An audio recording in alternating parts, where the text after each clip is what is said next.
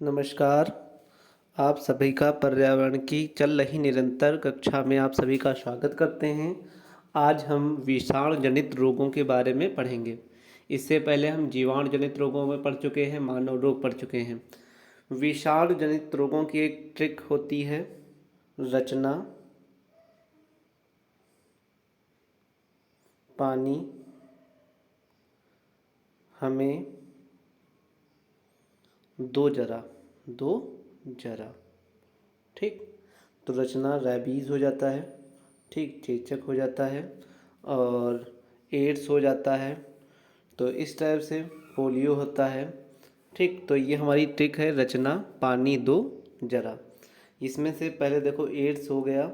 तो एड्स जो होता है ये एक वायरस जनित होता है और इसमें क्या होता है कि जिसकी ओट्स एड्स हो जाता है उसका वजन जो है धीरे धीरे कम होने लगता है और उसकी जो WBC होती हैं वो भी नष्ट होने लगती हैं। और जब WBC नष्ट होती हैं तो शरीर में कोई एंटीबॉडी का निर्माण नहीं होता है, मतलब रोग से लड़ने की क्षमता कम हो जाती है।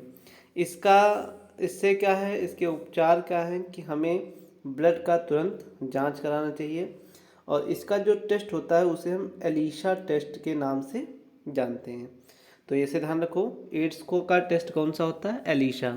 ए से एड्स एंड ए से अलीशा टेस्ट। इसके बाद स्मॉल पॉक्स या चेचक भी हम इसको बोलते हैं, होता है।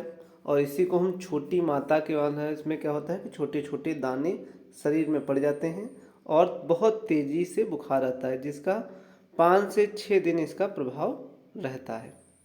तो ये होता है स्मॉल पॉक्स या चिकन पॉक्स, छोटी माता या और मिनी माता के नाम से भी जानते हैं। विषाणु जनित में डेंगू होता है और डेंगू में क्या होता है कि उसके प्लेटलेट्स कम होने लगती हैं। ये एंडीज मच्छर से फैलता है और एंडीज जो मच्छर भी होता है वो स्वच्छ जल में होता है। मतलब कहाँ पे होता है, स्वच्छ जल में ये उत्पन्न होता है। इसमें बुखार आता है और आँखों से, नाक से या कान से जो है वो खून निकलने लगता है। इसका उपचार जो होता है, अधिकतम से अधिकतम बकरी का दूध पीना चाहिए, कीवी पीना चाहिए, पत्ते जो पपीते के पत्ते हैं उसका जूस पीना चाहिए और इसके साथ में नारियल का पानी भी बहुत इसके लिए फ़ायदेमंद होता है, नारियल का पानी। उसके बाद आइए खसरा के बारे में पढ़ते हैं। तो खसरा में क्या होता है कि दाने पड़ते हैं और बुखार आता है। अगला है रैबीज। रैबीज जो होता है इसमें हाइड्रोफोलिया भी इसे कहा जाता है और इसमें क्या होता है कि जब इंसान को जल से डर लगने लगता है, किससे, जल से डर लगने लगता है, तो उसे हम हाइड्रोफीलिया के नाम से भी जानते हैं। इसमें लक्षण क्या होता है कि पानी से डर तो लगने ही लगता है, जिसकी वजह से लोग उसे पागलपन भी कहते हैं। और इसमें क्या होता है कि कुत्ता, बिल्ली, बंदर, चमगादड़ की ये लार में पाया जाता है। इसलिए अगर किसी को कुत्ता काट खाता है या बिल्ली काट खाता है तो उसमें ये ज़्यादा पाए जाते हैं। अगला है पीलिया। और पीलिया में क्या होता है कि ये मुख्यतः जब हम लोग दूषित पानी वर्तमान में ज़्यादा पी रहे हैं, ये दूषित पानी से ज़्यादा फैलता है। दूषित पानी से पीलिया हो गया, हैजा हो गया, तो ये हमारी पेचिस हो गई, ये हमारे दूषित जल से ज़्यादा फैलता है। और इसमें आप लोग देखेंगे कि इसका जो प्रभावित अंग होता है वो हमारा लीवर ज़्यादा होता है, मतलब यकृत ज़्यादा होता है। और इसके उपचार के लिए हेपेटाइटिस लगाया जाता है और यह मुख्यतः दूषित जल के द्वारा फैलता है। अगला इसमें है कि पोलियो। पोलियो भी देखो दूषित जल से ही और दूषित भोजन से होता है और इसमें क्या होता है, हमारे जो प्रभावित अंग होते हैं, नर्वस सिस्टम, वो हमारा सबसे ज़्यादा प्रभावित होता है। अगला है गलसुआ। और गलसुआ को कहते हैं पम्पल्स भी कहते हैं। और इसमें क्या होता है कि जो हमारी लार ग्रंथियां होती हैं उसमें सूजन आ जाती है, जिससे हमें पानी पीने में, खाने में बहुत दिक्कतें इसका सामना करना पड़ता है। और ये भी एक दूषित जल से ही होता है, मतलब दूषित जल से हमारा पोलियो होता है, हैजा होता है।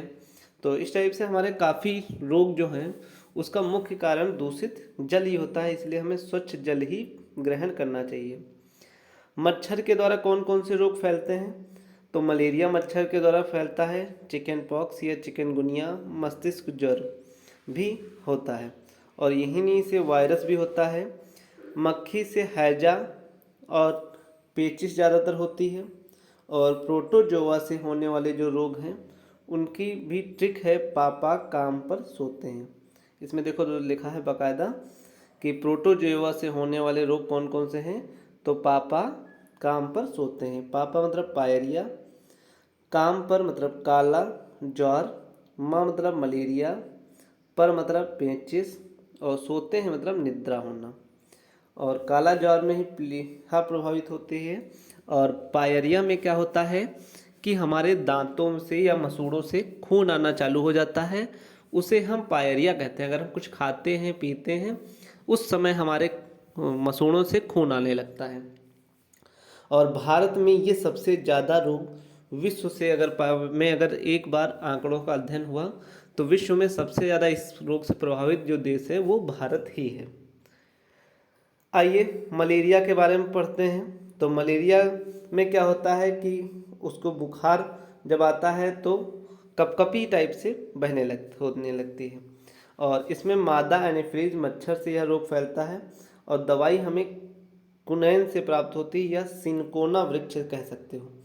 तो मलेरिया का उपचार कभी कभी ऐसा मिला जाता है, तो सिनकोना वृक्ष से जो है इसका उपचार मिलता है। अगला है कवक जैसे हो गया।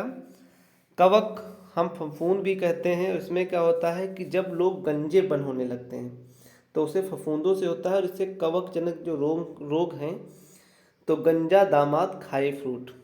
इसका ट्रिक क्या हो गई, गंजा दामाद खाए फ्रूट। गंजा मतलब गंजापन, दामाद मतलब दमा, और दा मतलब दाद, खाए मतलब खाज, और फ्रूट मतलब एथलीट या हाथी पाँव। जो इसके देखा होगा कि पैरों में मतलब बहुत नीचे बहुत ज़्यादा स्वेलिंग आ जाती है, उसको हम एथलीट या हाथी पाँव के नाम से ही बोलते हैं इसको। और कभी कभी इसको नाम फाइलेरिया के नाम से भी जाना जाता है। आइए इसके कुछ क्वेश्चन हैं। किसी बीमारी में निम्नलिखित लक्षणों पर विचार कीजिए। तो बीमारी हमें कपकपी के साथ में बुखार आता है या बार बार पसीना आता है, तो किस रोग से संबंधित है? तो ये सब भी बीमारियां जो हैं वो मलेरिया से हैं, क्योंकि बार बार पसीना आता है, दवाई पे की छाल से प्राप्त होती है और मच्छर से फैलता है। अगला है कि हरे पत्तेदार सब्जियां, गुड़, आंवला आदि से कौन सा खनिज पदार्थ प्राप्त होता है? तो लोहा, हमें आयरन प्राप्त होता है इसमें। इसीलिए हमें शरीर में आयरन की कमी हो जाती है, तो डॉक्टर भी सजेस्ट करते हैं कि हरे पत्तेदार सब्जियां खाइए, गाजर खाइए, गुड़ खाइए, आंवला खाइए, प्रोटीन वाली चीज़ें खाइए। अगला प्रश्न है पीलिया, पोलियो तथा आंत्रजर, ठीक, उसको ये किससे फैलता है? तो दूषित जल एवं दूषित भोजन से ही फैलता है। प्रोटीन क्यों आवश्यक है? तो शरीर की वृद्धि के लिए प्रोटीन बहुत ज़्यादा आवश्यक होता है। ये बहुत वेरी इंपॉर्टेंट क्वेश्चन है। और विटामिन ए की कमी से कौन सा रोग होता है? तो रतौंधी होता है, मतलब नाइट ब्लाइंडनेस होती है। ये क्वेश्चंस भी बहुत ज़्यादा इंपॉर्टेंट है। निम्नलिखित में कौन सा रोग संक्रामक रोग है? तो डिप्थीरिया जो है वो एक संक्रामक रोग होता है। अगला प्रश्न है निम्नलिखित में से कौन सा परीक्षण एचआईवी से प्रत्यक्ष संबंधित है? तो हमने बताया था इसको एड्स बोलते हैं, और ए से ही एलिसा होता है, तो एलिसा टेस्ट से बोला जाता है।